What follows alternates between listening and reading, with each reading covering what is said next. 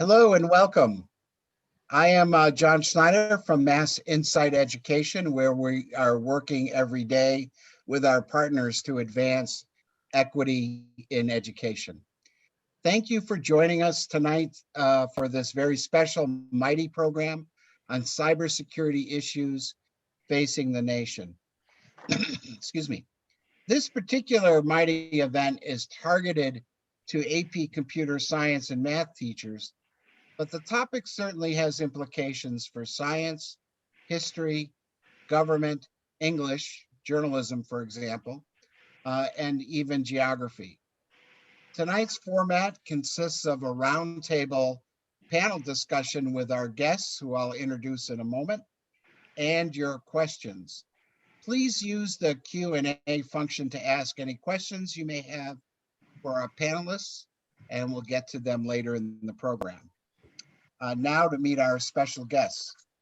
Gary Whateevee is the founder and chief executive officer of Whateevee Security Consulting Group. Whateevee Security's mission is to enable clients to reduce risk by proactively developing a more secure and resilient cybersecurity environment. Gary has served as a technology and cybersecurity advisor to a number of higher education institutions and believes that collaboration between academia, industry, government, and community is critical to driving innovation and creating pathways to opportunities for the underserved. He is a staunch voice and advocate for diversity and inclusion in the area of STEM and serves as vice chair of Mass Insight's board of directors. Gary, welcome. Thank you for being here. And Dr. James Lee is the Dean of the School of Undergraduate Studies at Cambridge College in Massachusetts. He developed and launched the college's Department of Natural and Applied Sciences and serves as its chair. His academic interests include the globalization of higher education, and he is a recognized expert in Chinese higher education systems, international partnerships, and global program development, and serves as a member of the Cambridge Globalization Task Force.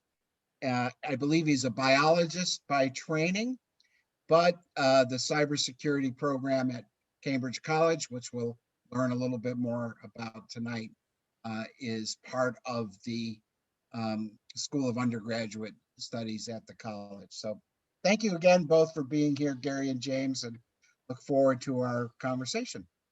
Yeah, thanks for having me, John. Looking forward to the discussion this evening. Great. Gary, I want to kind of open things up with you and ask, what exactly is cybersecurity and why is it so important today? Yeah, thanks, John. So cybersecurity is effectively the ability to protect our network, our systems, and applications from bad actors. And if you think about cybersecurity today, there's very little in our digital lives today that is not impacted by cybersecurity. So effectively, it is really the ability to ensure that we have the means to protect these things that are so critical to our everyday lives from a digital standpoint from bad actors. What are some of the threats that we as individuals, why don't we sort of take it in order? First, as individuals, what are some of the cybersecurity threats that we face? Yeah, so it's interesting, right? If you think about, let's go back to maybe the 1800s. 1875, there was Wells Fargo had a stagecoach, and it, made its way around from bank to bank, depositing, moving cash. Right, the first stagecoach robbery took place in California, and it was $165, right? That was taken from that particular stagecoach. Fast forward to today, and you think about, and back then, to rob a stagecoach, you needed, a gun, and there was, you hide behind a boulder or a tree, And it was easy, right, to have the stagecoach driver part, right, from from what they were carrying. Today, if we think about the financial services sector as an example, you can sit behind a keyboard somewhere around the world and move millions of dollars, right, within seconds. And so if you think about some of the large financial losses that have occurred over the last several years, many of those have occurred as a result of digital theft, right? Bad actors who were able to compromise the financial services networks, gain access, and within a matter of seconds, or in some cases hours, move or transfer dollars around. Now, that's the financial services. Financial services today is one of the most targeted sectors around. But if you think about a hospital as an example, in the hospital arena, we see a lot of bad actors who are targeting hospitals and shutting down critical systems that at times are affecting the ability of that particular hospital to respond to the needs of their patients. You take cities. One of the largest breaches that happened a few years back, if you recall, was in Atlanta, where the entire city of Atlanta's system and computer networks were brought to a complete halt. They were not able to respond to 911 calls.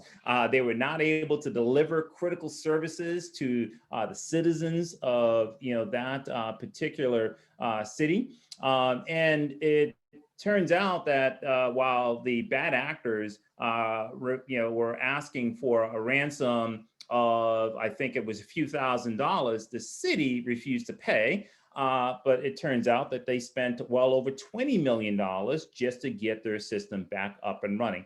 Now, these are some examples. I mean, recently we've heard in the news the concerns around things like bad actors, nation states, whether it be North Korea, Russia, or Iran, aiming to attack our critical infrastructure. It could be things like our election process or our power grids, or in some cases, attempts at getting to our nuclear infrastructure. So these are all things today that are on the list of the bad actors. But one thing, and I just want to underscore this, John, because we hear it on the news. There's often this sensational nature, right, that says that the bad actors are always nation states, right? They're Russia or they're Iran, or but most of the damage that we see from bad actors and cyber criminals are not coming from nation states, right? They're coming from individuals that sometimes are motivated by political means, or in some cases, they're motivated by financial gain. And so, in the case in the case of the financial services institutions, as an example, most of those tend to be individuals who have really terrific skills and are motivated by financial gains. And in other cases, there are others who just want to make a political statement and hack into organizations to deliver their messages. So it's not always nation states, and I think one of the important things to note is that those attacks that we see oftentimes are coming from individual or organized crime that are happening locally from a domestic perspective, but also coming from bad actors abroad. Should I be worried about the power grid? I mean, when I think about cybersecurity threats, I do think about the potential for disruptions to the financial system or to the power grid. How real? How worried should I be about that? Is that realistic? So John, I think absolutely. I think I always say that we should be worried about everything, right? And a good cybersecurity practitioner, that's what they do, John. They worry about everything. And so the critical infrastructure, our power grids, absolutely something that is top of mind for many of us in this space. The Department of Homeland Security is an example. It's an area that they spend an enormous amount of time focused on shoring up those critical parts of our infrastructure, like our power grids. There was several years ago, John, a politically motivated cyber attack that took down the entire power grid of an Eastern European country because of a political feud between two feuding nations over borders. So on Christmas Eve, they hired a number of hackers to take down the network. So can you imagine, sitting around sitting around your house with your family on Christmas Eve to only find that the network, the power grids have been taken down, not just at your house or on your street or in your town, but for the entire country. And so it's very real. Yeah. So it sounds like there's a need for people with a certain skill set to help defend against cybersecurity threats. What skills does someone who's interested in doing that kind of work need to have to enter the field?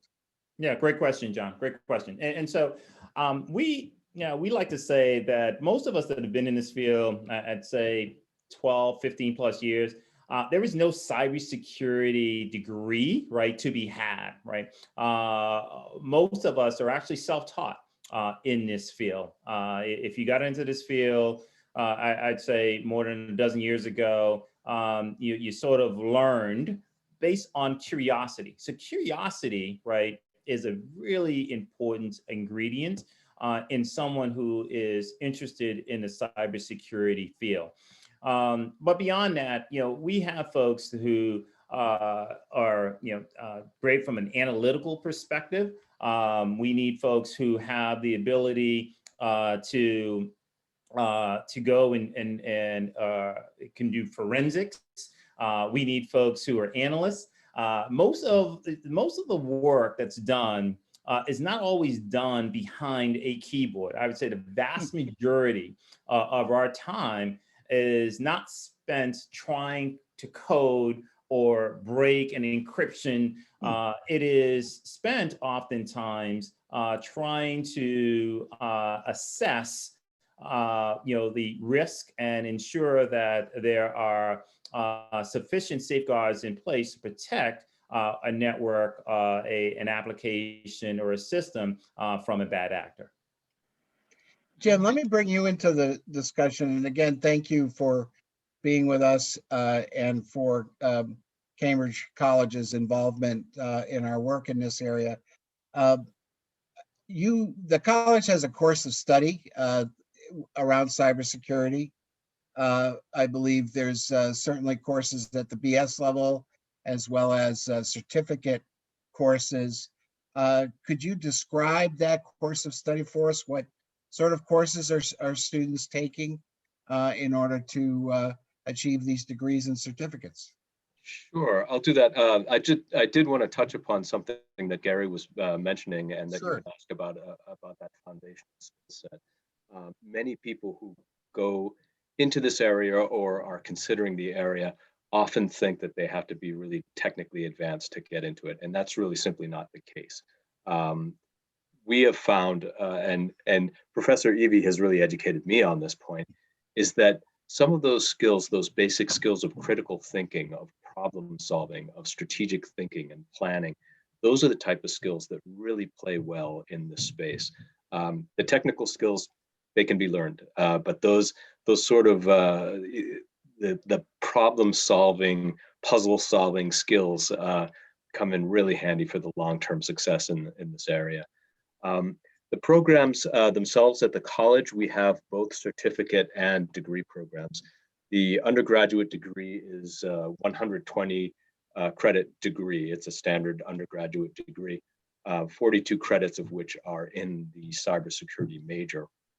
And those courses, they range from fundamentals courses that just introduce the student to the field itself, and they become progressively more focused in things like cloud computing or cloud safety, endpoint safety and security. So we all use these things now. The world has become, and you mentioned I'm a biologist, and I really believe that the internet and just digital life has become incorporated into our DNA as a society. There's no going back on this. And if you look at the vast majority of transactions, both financial transactions and social interaction, especially since March 2020, right? We have become a digital society. And anybody who owns the airwaves here and controls the airwaves controls what's going to happen. And we want to make sure that there's policing out there, that that there the bad actors out there who are motivated maybe by nefarious aims, and crime follows money, but it also follows power, and communication is power. So the program itself is really built out around a broad range, and Gary can speak more to the specifics of the certificates where there's more specialization, but the degree program, the undergraduate degree program, is really a broad-based cybersecurity specialist course, set of courses that really prepares a person to lead in the area of cybersecurity, not just to sit, as a bench worker, frontline worker, but really to lead teams in cybersecurity, to lead a cybersecurity task force or workforce. So I'll let Professor Evie talk more about the specifics of it, but it was really when we developed it, we really wanted to make sure that people could come into this program, graduate from the program, go right into the workplace, being a well-badged individual that knows how to get going from square one, play right off the bench. Gary, before you maybe answer that, and this is a question for both of you, in terms of preparing students for success in this field, what advice for teachers do you have? What do teachers need to know, especially working with high school students, working with AP students that are in advanced academic programs? What advice do you have for teachers in terms of helping them help students succeed in a cybersecurity course of study? So Jim, let me start with, Gary, go ahead. Why don't you, and then we'll go to Jim. Yeah, so I would offer up that I think that for teachers, I think that there are a number of tools that are available today that can actually provide students with an opportunity to sort of explore early on the field of cybersecurity. So if, for example, a student was interested in learning how to code, there are a number of things that you can do to provide students with the opportunity to explore programming that's available as free resources. The other thing that I would offer up as well is that there are a number of camps that are also becoming readily available out there as well. That's available for students to explore. But I think that there is also this, in John, you kind of touched upon it, I think, when you read my bio. I'm a firm believer in partnerships, right? And one of the things that is lacking today is there is a lack of what I say collaboration between I would say government, private sector, and academia. And at Cambridge College, I know that, and Dr. Lee can speak to it, one of the things that the college has done for teachers in particular is to identify opportunities to partner, to give students that exposure to the field. So they have a number of high schools that they have collaborated and reached out to work with to give their students an opportunity to gain some exposure and experience. And so I would say, to answer your question directly, John, I would say that, that there are a number of, sort of available resources online. But one of the things that I would encourage teachers to do is to find partnerships like the ones at Cambridge College with Dr. Lee, where they can provide and take advantage of some of the resources that are readily available, specifically aimed at high school students.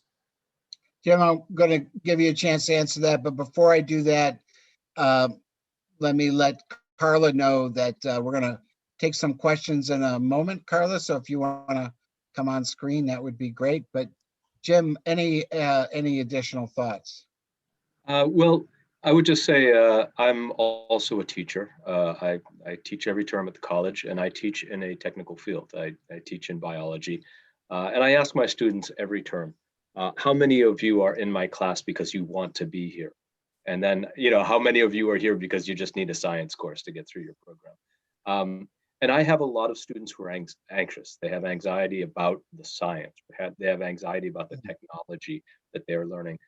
And as a teacher, the one thing that I think really helps me the most in getting students involved and engaged in the material is to demystify it and to talk them through in an encouraging way and let them know they can do this stuff.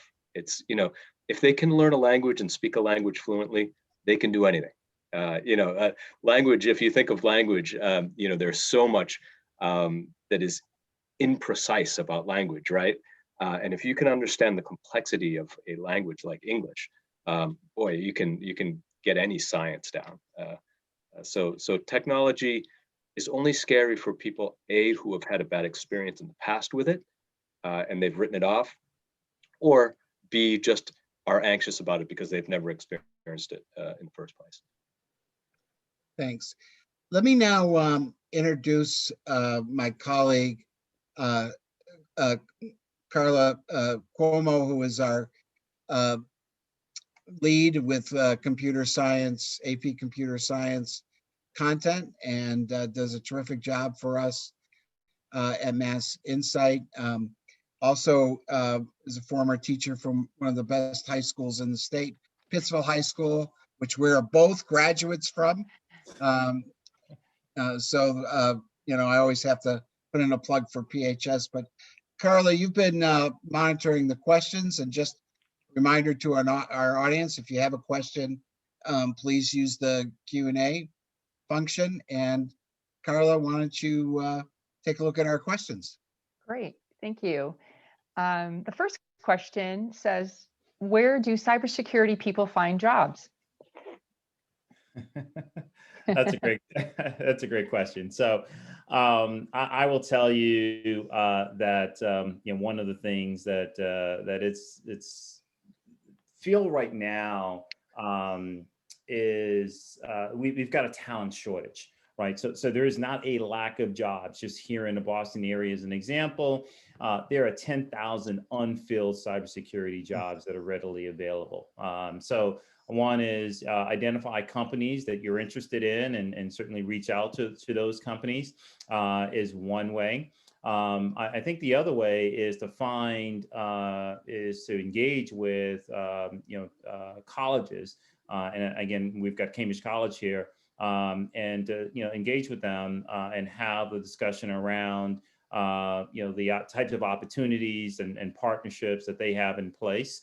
That's another vehicle for identifying opportunities. But I would say, depending upon where you are, and if you've certainly, you've got the skills, there are a slew of opportunities that are readily available across just here in the Commonwealth, across the Commonwealth. And the one thing that, and I'll just kind of on this final point, I'll add, is that the jobs themselves now are, you don't have to be based in a particular geographic location. The one thing that COVID has done, it has opened up the opportunities, right? So I could be Boston-based working for a California-based company, right? Or I could be in St. Lucia working for a Boston-based company. So the opportunities themselves have been significantly widened in terms of in terms of what's available.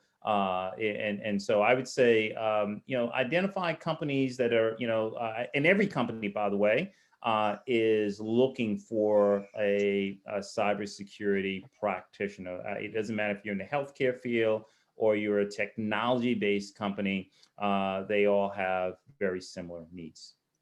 Gary, that's an interesting point because, I was actually been thinking as we've been talking that you would work for a cybersecurity firm, but, hospital, city government, there are opportunities within firms and organizations to do this kind of work, not necessarily part of a larger or a cybersecurity firm itself. Yeah, that's absolutely true, John. And I tell people all the time, the one sector who, like financial services, people will be amazed at how much they spend on people and technology when it comes to ensuring that they're protecting our money, right? Our assets. They spend billions of dollars to do so. And so, I think if you're looking for opportunities, I would say you can look across almost every industry. I've spoke to someone just recently at a high school. They've created a chief information officer for a high school to focus on protecting privacy, their networks from bad actors, because schools are very much a target, right, for bad actors. So so the opportunities are really across almost every industry. Great. Carla, another question? Yes, next question. Thank you.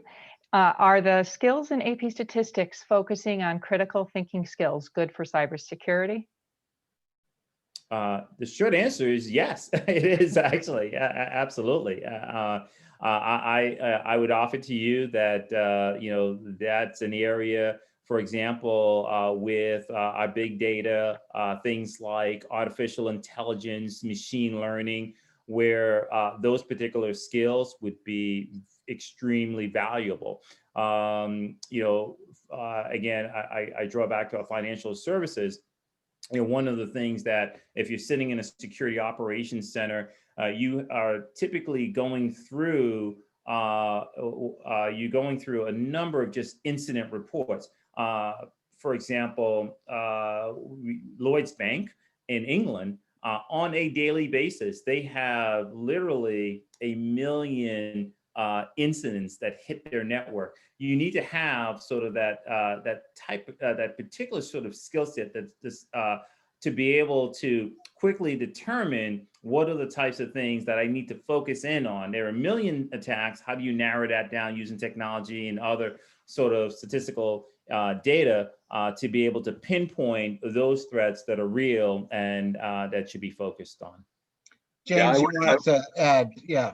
Sure, I would add, having taught statistics for the past 10 years, I will tell you, and I'm not trying to get you into my statistics course here, but I will tell you that the sort of predictive analysis that you develop in a statistics course is absolutely going to be helpful in the cybersecurity world. Your ability to visualize data that is developed in statistics courses, absolutely. You asked about critical thinking. Yes. Again, it's a lot of problem solving and predicting problems before they become problems. Yeah, you hit it right there as far as I'm concerned. Those are skills that you absolutely want to foster. Thank you. Thank you. Carla, next question. Yes, next question. This is from Sue.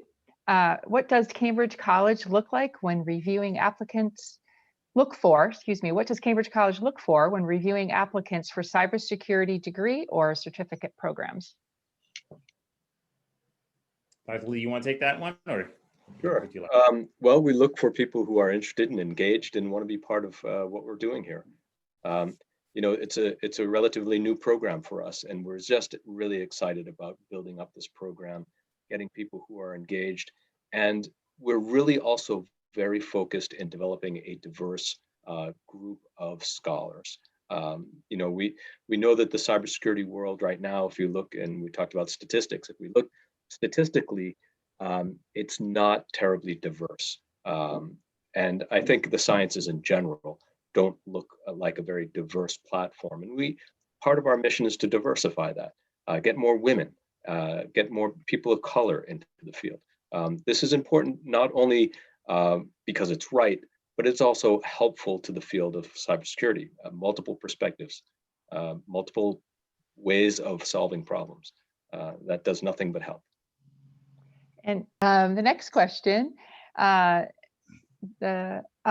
does EV security look for in hiring employees?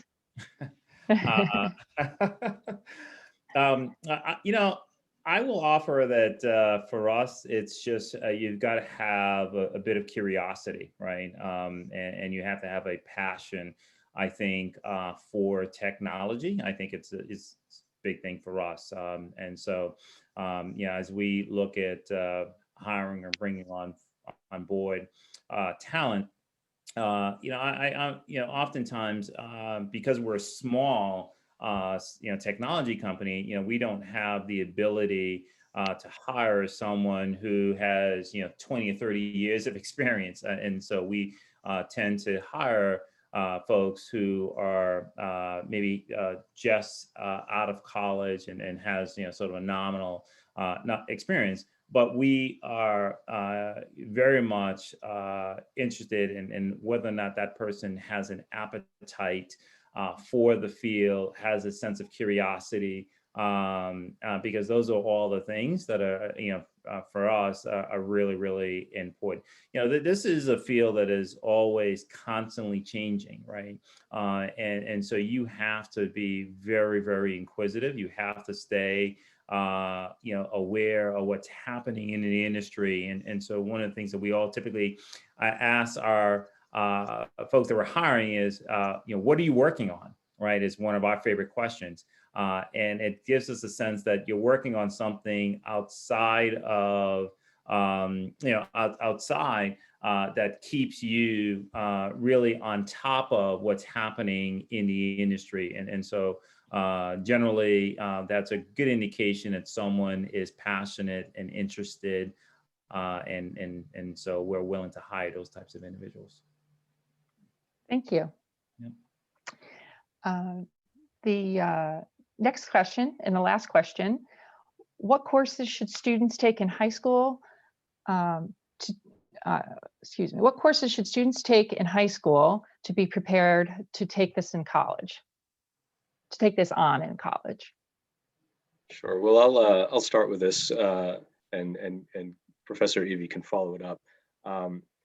You're going to want to do the full curriculum of general education courses, right? We like to have broad-based scholars coming into the program who have a background in history and mathematics and social sciences. The fact is if you graduate from college, from high school in good standing, we are really interested in fast tracking you into this program. Cambridge College is one of the most affordable programs in New England. We are a private institution, but we are price pointed at a similar to a public institution. And in particular, the skills that we are asking students to come in are general, you know, graduate from high school skills. We're not asking for any particular additions onto that because we have committed ourselves to teaching you those things.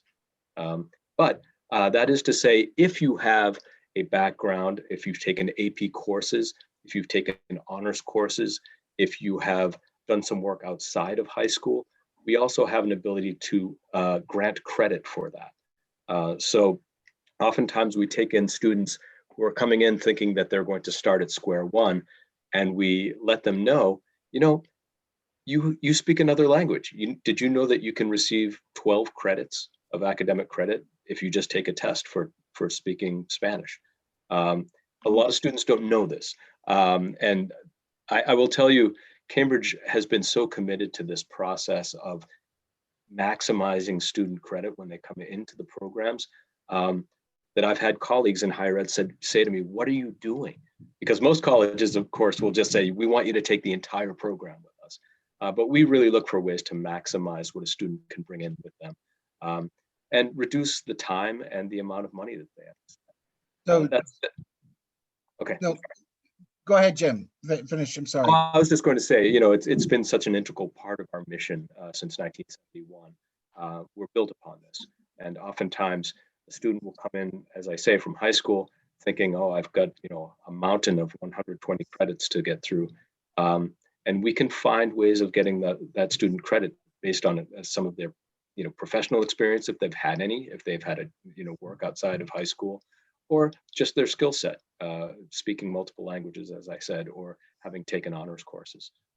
So it's a terrible business model in a way, because we're getting people a maximum amount of credit to speed up their time through our institution. What I was going to say, Jim, so a student who takes the AP exam and achieves a qualifying score of 3 or better is likely to get credit at Cambridge College for that work. Absolutely. In fact, even if they don't take the exam, we have a number of students who take AP courses. They, you know, for whatever reason, they just don't sit for the exam, or they just have a bad day. You know, that happens. You can't judge a person's worth on one moment in time, right? Like people, it happens in China with an exam called the Gaokao, and if they sit for that exam and they have a bad morning, their academic career is sewn up for them. So we don't think that way. That's not our philosophy. We like to think that if a person was successful in an AP course and they got through that course, that we should be able to award them credit for that, regardless of whether they got a 3 or 4 on their AP exam. So we're always looking for creative ways like this to help students get engaged and into the programs, because the one thing we know is if a person stops going to school for any length of time, it gets harder and harder to get back into the swing of things. We just want to keep people going, keep them motivated, keep them making progress. And that's what we're pretty good at Cambridge. So Thanks.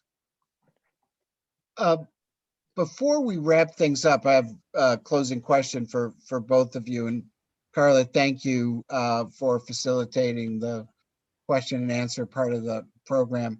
I just want to let the audience know that we are in the early stages of planning a cybersecurity tabletop exercise that will take place before the end of the school year, working with Gary and his team at Whateevee Security and some other industry partners. And this would give students a hands-on opportunity, I think, to defend. Gary, I don't know if we've worked all that out yet, but hand-on opportunity in a tabletop exercise involving a cybersecurity threat.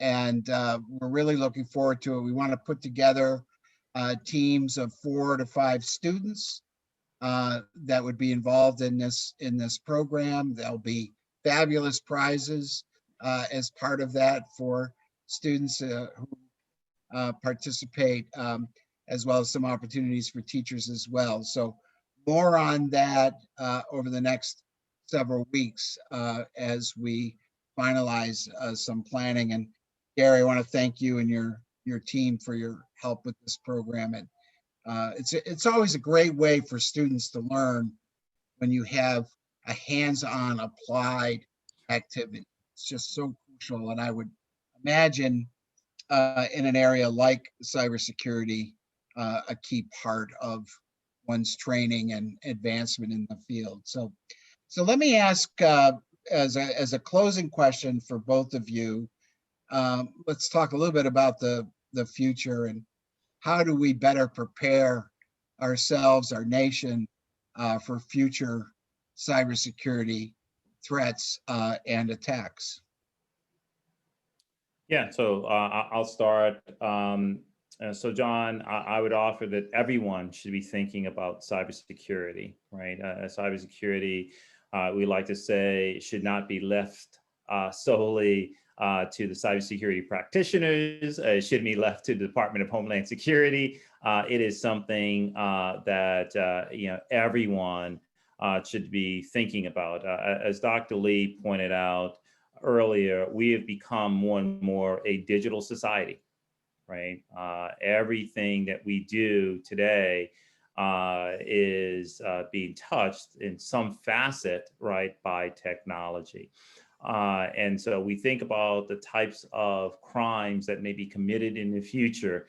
Some of those haven't even been thought of yet, right? But we know, as cybersecurity practitioners, we're looking at things such as autonomous driving vehicles, as an example. Like, how do you hack a Tesla on the road, right? And keep and force that individual to pay ransomware, right? Right. But you think about, I think, the types of threats that are out there. I would offer to you, John, that it is important that all of us, right, are thinking about the types of things that we can do, because, it's not just the hacks are occurring through technology. Most of the threats, most of the hacks, most of the breaches that occur today are because of people. Right? People continue to be the weakest link. And so it is, again, just an imperative that, we're all thinking about ways that we can better keep our computers, our networks, our applications, and things that are important to us. Just changing the password on your network. You get oftentimes we get a network that's brought in, a router that's brought in, and we fail to go in and change the password setting on that router.